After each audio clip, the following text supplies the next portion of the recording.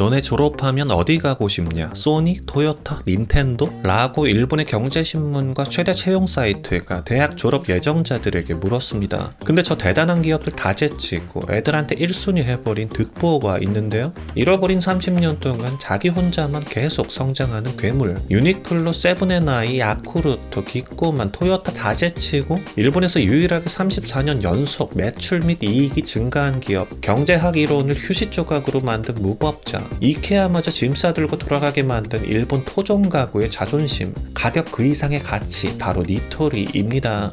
이 대단한 회사를 만든 창업주 니토리 아키오, 이 양반의 어린 시절 별명은 느림보였어요. 학교 공부는 아예 언급하는 것 자체가 미안할 정도로 상당히 못했고 친구도 없어서 구석에 처박혀 있는 아이, 대학도 겨우겨우 턱걸이로 들어가서 졸업은 했는데 이 양반을 받아주는 회사가 없는 거예요. 사람들이랑 눈 마주치는 것도 힘들어하니까 당연히 면접에서 광탈하는 건데 결국 이 양반 1967년 홋카이도 사포로 외진 곳에 아버지 돈을 빌려서 30평짜리 니토리 가구점을 엽니다. 근데 이 사장 양반이 사람들이랑 눈도 못 마주친다 했잖아요. 얼마나 소심했냐면 가게를 차려놓고 손님이 들어오면 어서오세요 말하는 게 무서워서 카운터 뒤편 창고에 숨어버리거나 뒷문으로 냅다 주랭랑 쳤다고 하니까 가게가 망하는 건 당연한 수순이었어요. 어쩌다 운으로 한두 개씩 팔렸던 것조차도 주변에 경쟁 가구점이 들어오면서 안 팔리기 시작했거든요. 그렇게 추락하던 1972년 니토리 이 양반이 이제는 그만 인생 하직해야겠다는 생각을 하고 있었는데 갑자기 가구업계 사람들이 미국 연수 간다면서 같이 가자는 거예요.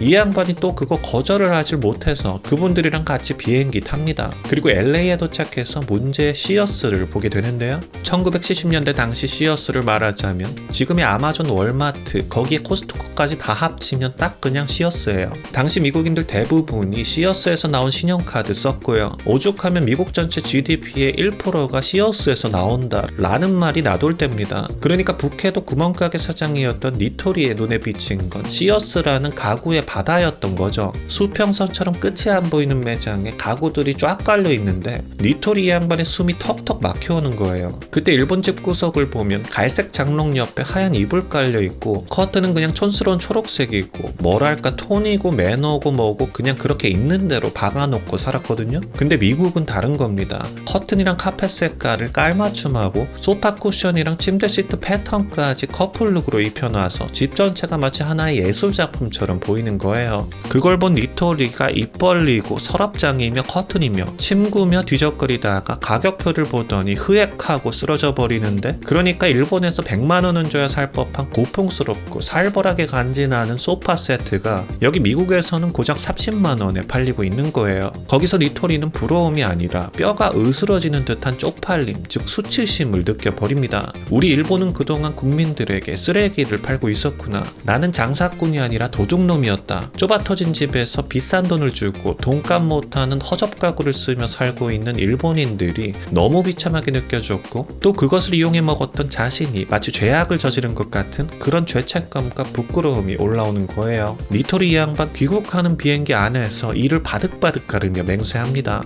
내 인생을 걸고 일본을 미국처럼 만든다. 그날 이후 사람들 피해 도망만 다니던 남자는 죽고 가구계의 체게바라만 남게 되었는데요. 불붙은 니토리가 만들어낸 수많은 명작 중에서도 일본인들이 이건 노벨상감이다 라고 찬양하는 절대 아이템이 있는데 바로 엔쿨 침구 시리즈입니다. 일본은 습도의 나라잖아요. 덥다가 아니라 찐다라고 할 정도로 온몸이 쩍쩍 들러붙는데요. 그 여름을 구원해주는 게 바로 이 엔쿨 침구 시리즈예요. 퇴근하고 찜통인 집에 들어오면 침대 시트가 눅눅할 정도인데 그 위에 이거 앵쿨 이불 하나 깔면 냉감 제대로 느낄 수 있어요. 이불이 아니라 에어컨 껍질 벗겨 입은 것처럼 서늘한 기운이 피부로 전달되는데 특수광석을 갈아 넣어 만든 이 이불은 피부에 닿자마자 살결에 갇혀있던 체온을 순식간에 빨아먹어줍니다. 마치 차가운 푸딩 위에서 몸을 부벼대는 듯한 그 미끄덩하고 서늘한 촉감. 이불을 덮었는데 오히려 헐벗은 것보다 더 시원한 기이한 쾌감. 다리 사이 사이에 이불을 끼고 비비적거리면 닭살이 돋을 만큼 쾌적한 냉기가 온몸을 휘감는데요. 추가로 여기에 찰떡궁합인 세트 메뉴가 하나 더 있습니다. 호텔 스타일 베개라는 건데 이름이 호텔 스타일인 거 맞고요. 이거 가격이 2-3만원 하거든요. 사이즈나 소재 따라서 좀 더 비싼 것도 있지만 기본은 그래요. 여기에 머리를 대는 순간 뭐랄까, 머리가 거대한 마시멜로 속으로 천천히 빨려 들어가는 느낌이 드는데 두개골이 양쪽으로 완전히 갈라지면서 뇌가 포근해지는 아주 다정하게 편안한 느낌이 들어요. 마시멜로라고 말해서 착각하시면 안 될 게 사실 이게 그렇게 푹신한 건 아닙니다. 특수 마이크로파이버 솜이 빈틈없이 목덜미 경추를 하나하나 지지해주니까 너무 편안해서 나도 모르게 저절로 푹신한 기분이 드는 거예요. 아무튼 이렇게 고트한 아이템들을 싸게 파니까 사람들이 환장할 수밖에 없는 건데 사실 이 가격이 나오기까지 니토리 사장 혼자 거의 피똥 싸는 전쟁 치러야 했습니다. 미국봉 제대로 맞고 돌아온 니토리 사장 양반이 일본 돌아오자마자 갑자기 지금부터 우리 가게의 모든 가구 가격을 30% 내린다 라고 선언했거든요. 그렇게 가구업계의 영린을 건드려 버리는데 당연히 기득권 세력이 가만히 있었겠습니까? 그냥 바로 담합 들어가요. 감히 니까짓 게 우리 시장을 파괴하려 해? 니토리한테 아무도 물건 주지마. 이른바 니토리 왕따 작전이라고 가구 제조 공장들의 압력을 넣어서 니토리와의 거래를 모조리 끊어버릴 건데 가게 문은 열려있지만 팔 물건이 하나도 없는 상황. 일거리가 없으니 초조해하는 직원, 그냥 우는 직원, 아무튼 직원들은 낙담해 가고 있고 창고는 텅 비어있고 한데 이게 니토리한테는 안 먹혔어요. 니토리가 누굽니까? 딱 킹이에요. 평생 친구 없었고요. 왕따를 당하는 것 자체가 이미 익숙한 양반이에요. 그냥 왕따라는 건 니토리의 생활이고 습관이었거든요. 그러니까 누군가 왕따를 시켜도 내가 왕따를 당하고 있다는 사실을 모를 정도로 일상적이었달까요? 왜 물건을 안 주지? 어쩔 수 없이 내가 만들어야겠다 라면 니토리 이 양반 비행기 타고 동남아로 날아갑니다. 그리고 거기서 나무를 직접 사고 아예 공장을 지어버리는데요. 중간 유통인이 뭐니 싹 잘라내고 기획부터 제조, 물류, 판매까지 자기가 다 해먹는 시스템을 만들어 버린 거예요.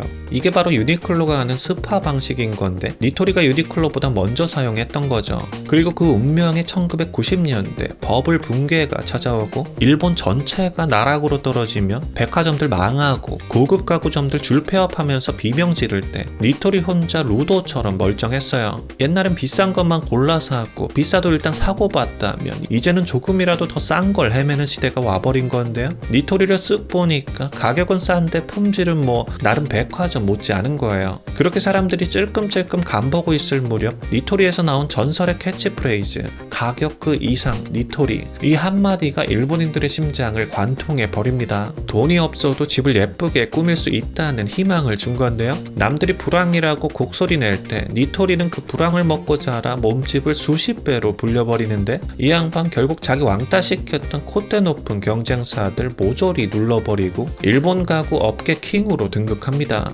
니토리 아키오 회장에게는 업계 전설과 같은 일화가 하나 있는데요. 이 양반이 미국 가서 충격 먹고 돌아왔을 때 종이 한 장 앞에 펼쳐두고 앞으로의 미래를 적었다고 해요. 나는 30년 뒤인 2002년까지 매장 100개, 매출 1000억엔을 달성하겠다. 뭐 그런 목표였는데 그렇게 그 종이를 꽁꽁 숨겨서 부적처럼 30년 동안 품고 살았다고 합니다. 그리고 약속의 해인 2002년 이 양반 진짜로 거짓말처럼 매출 1000억엔이라는 목표를 정확하게 달성해냈어요. 점포수는 딱 1년 더 걸리긴 했습니다. 2003년에 100호점 차렸거든요. 여전히 니토리는 일본 서민들의 척추이자 버팀목이 되어주고 있는데요. 과거 손님이 무서워 도망치고 업계에서 왕따를 당하고 30년 계획을 혼자 꽁꽁 감추고 있어야만 했을 때도 니토리는 그냥 묵묵히 나아갔습니다. 어쩌면 그게 성공의 비결 아닐까요? 일본에 가게 되시면 압도적인 성공으로 모두를 묵사발 내버린 니토리 사장의 제품들을 한번 구경해 보시는 건 어떨까요? 안녕히 계세요.